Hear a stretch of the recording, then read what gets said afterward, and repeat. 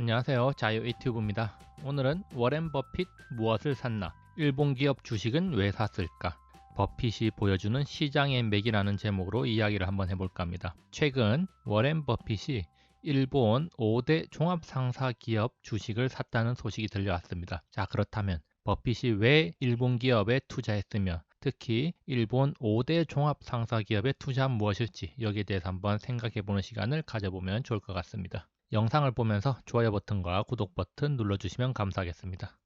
자, 워렌 버핏 유례 없는 행보를 보여주고 있습니다. 과거에는 자신은 금 투자를 하지 않는다고 이야기를 했습니다. 그러면서 올해 초에 항공주를 추매하고 나서 곧바로 손절을 하면서 또 큰 이슈가 되기도 했는데요. 자랑스러워하던 은행주를 매각했다는 점도 우리가 눈여겨볼 만한 점이었습니다. 자, 이처럼 유례없는 행보를 보이고 있던 버핏. 자, 많은 사람들을 놀라게 했던 것은 지난 8월 금강개발 업체인 베리골드를 인수한 사건이었습니다. 자, 그동안 금투자는 없다라고 이야기하던 워렌 버핏이 사실상 금투자를 했다고 볼 수가 있는데요. 자, 왜 그러면은 이 금광기업 투자가 금투자라고 볼 수 있느냐? 자, 여기 2017년부터 2020년 현재까지 3년 반 동안 주가 추이가 나오고 있는데, 자, 여기 노란색 선이 금값의 추이와 동일하게 움직이는 골드 ETF입니다. 자, 그리고 워렌 버핏이 투자했다던 베리골드의 주가 추이를 보면 약간의 변동성이 좀 더 큰 모습을 보이지만 어쨌든 추세적으로 이렇게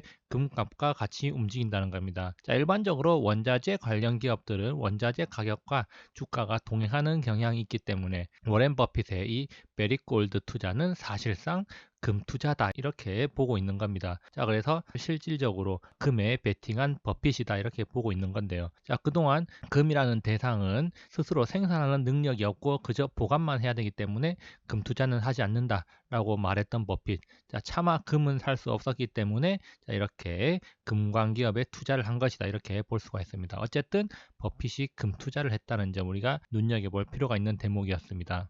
자, 그리고 또 하나 9월이 되자마자 전해진 소식입니다. 자, 워렌 버핏. 자, 일본 종합상사 기업 지분을 늘렸다는 소식이 들려왔습니다. 자, 그렇다면 버핏이 왜 종합상사 지분을 늘렸을까? 자, 여기에 대해서 한번 생각을 해봐야 되는데요. 종합상사 지분을 늘렸다는 거. 자, 이 종합상사들은 자원개발에 지분 투자를 한다는 사실을 우리가 주목할 필요가 있습니다. 자, 일각에서는 단순하게 이 일본의 5대 종합상사들이 상당히 저평가되어 있기 때문에 워렌 버핏의 입맛에 맞아서 투자를 한 것이다 이렇게 볼 수가 있지만 굳이 이렇게 일본 5대 종합상사에 지분 투자를 했다는 점, 물론 배당 수익률이 높고 PBR 기준으로 봤을 때도 상당히 저평가되어 있는 기업들이기 때문에 버핏이 투자할 만하다 이렇게 볼 수 있지만 단순하게 배당 수익률이 높고 저 PBR이라는 이유로 투자하기는 이유가 좀 약하다는 건데요. 자, 근데 자, 이들의 공통점은 주로 자원 개발을 한다는 점 우리가 눈여겨봐야 된다는 겁니다. 자, 사실상 자, 일본의 1위에서 5위까지의 종합상사 기업 지분을 매입한 건데 사실상 이들 기업들은 글로벌 탑권의 종합상사 기업이기 때문에 글로벌 탑 종합상사 기업 주식을 사들인 거다. 자, 이렇게 볼 수가 있겠습니다. 자, 그러면은 이들 기업들이 주로 어디에 지분 투자를 해 놓았는지 자, 그것을 한번 살펴보면요. 자, 버핏이 사들인 종합상사 주로 어디에 투자하고 있나? 자, 한번 찾아보면 쉽게 찾아볼 수 있습니다. 자, 이토추 상사, 자, 일본 1위의 종합상사 이토추 상사의 경우에는 남아공 백금강산 개발에 참여해서 지분을 가지고 있습니다. 자, 남아공은 전 세계 백금 생산의 80%를 차지하는데요. 자, 그만큼 백금계에 상당히 큰 영향력을 행사하는 게 바로 이토추 상사다 이렇게 볼 수가 있겠고요. 자, 그리고 미쓰이 물산하고 이토추 함께 호주 철광석 광산에 투자했다는 점 우리가 확인할 수 있습니다. 자, 호주 철광석에는 자, 미쓰이 물산하고 이토추 말고도 일본의 여러 상사들이 투자를 했습니다. 자, 그리고 또 미쓰이 물산, 칠레 구리광산 지분 인수했는데요. 마루베니도 구리광산에 투자했고 그리고 미쓰비시도 칠레의 구리광산 지분을 인수를 했습니다. 자, 그리고 또 스미모토도 칠레 구리광산 30% 지분을 인수를 했는데요. 자, 일본의 주요 종합상사들이 칠레 구리광산에 이렇게 많은 투자를 했습니다. 자, 그럼 칠레 구리광산이 얼마나 대단한 강산이냐?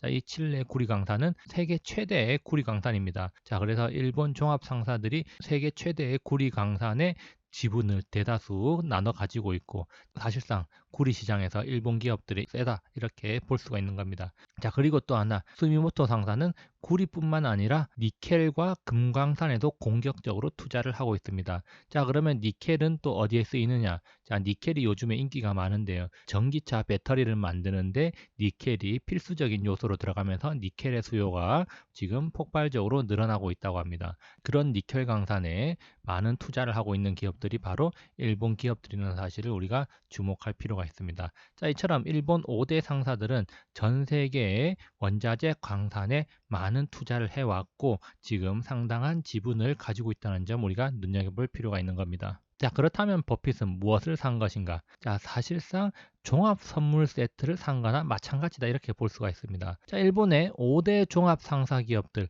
자, 앞서 살펴봤습니다.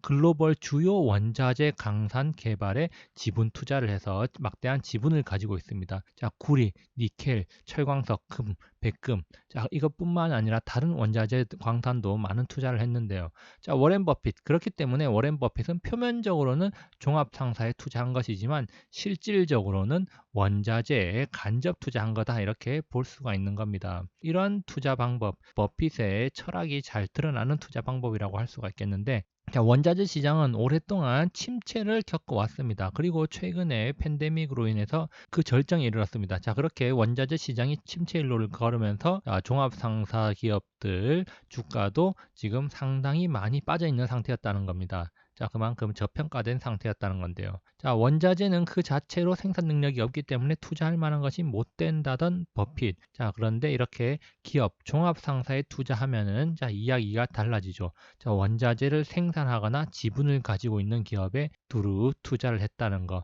바로 살아있는 기업, 뭔가 생산 능력을 가진 곳에 투자를 했다. 자, 버핏의 철학을 지키는 게 됩니다. 자, 그리고 원자재 가격이 상승을 하면은 주가 상승 수혜를 입을 수 있다는 점 우리가 앞서 금광기업과 금값의 추이를 보면서 자, 그 연동이 된다는 거 우리가 확인을 했습니다. 자, 그리고 또 한 가지 이렇게 주가가 오르고 수익이 나면은 또 배당 수익까지 오를 수 있다는 거. 자, 그러면 배당 수익도 챙겨가고 주가 상승에 따른 차익도 챙겨갈 수 있는 일석이조의 투자다. 자, 그렇기 때문에 이런 투자 방법, 바로 버핏의 철학이 잘 드러나는 투자다 이렇게 볼 수가 있는 겁니다.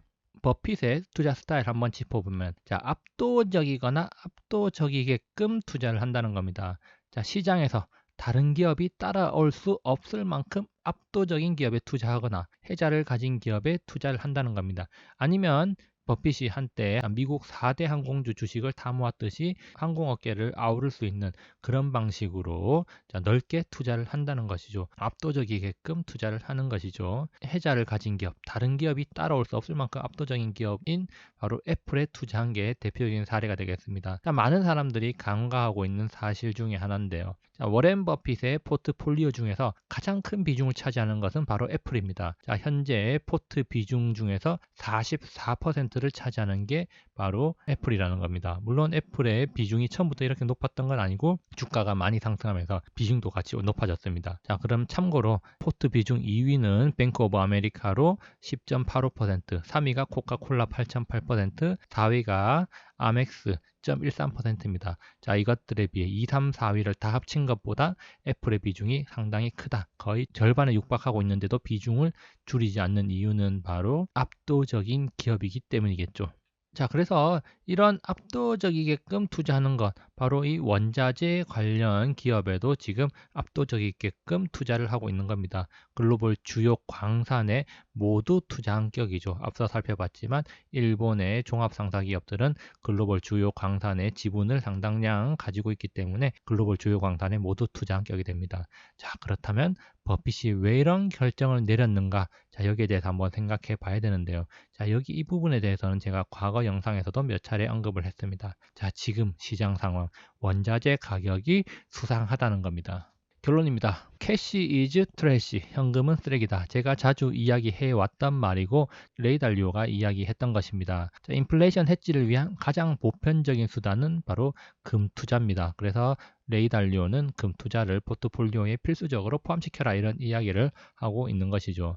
자, 무한정 풀리고 있는 돈, 바로 금값 상승의 원동력이 된다는 점 우리가 기억할 필요가 있습니다. 우리나라 계속해서 돈이 풀리고 있다는 사실을 기억하십시오. 자, 그리고 또 한 가지 중요한 점, 지금 원자재 시장이 꿈틀대고 있습니다. 자, 중국, 미국을 중심으로 인프라 투자 재개로 원자재 수요가 증가하고 있습니다. 자, 여기에 더해서 코로나19로 인해서 원자재 생산량이 감소한 것도 원자재 가격을 가파르게 상승시키는 하나의 요인으로 작용하고 있습니다. 자, 그리고 글로벌 투기 자금이 원자재 시장으로 진입하고 있다는 이야기도 들려오고 있습니다. 자, 이런 여러 가지 요소들이 복합적으로 작용하면서 원자재 가격이 상승하고 있다는 점 우리가 주목할 필요가 있습니다. 자, 여기 보시면은 글로벌 주요 원자재 가격 복합 차트입니다.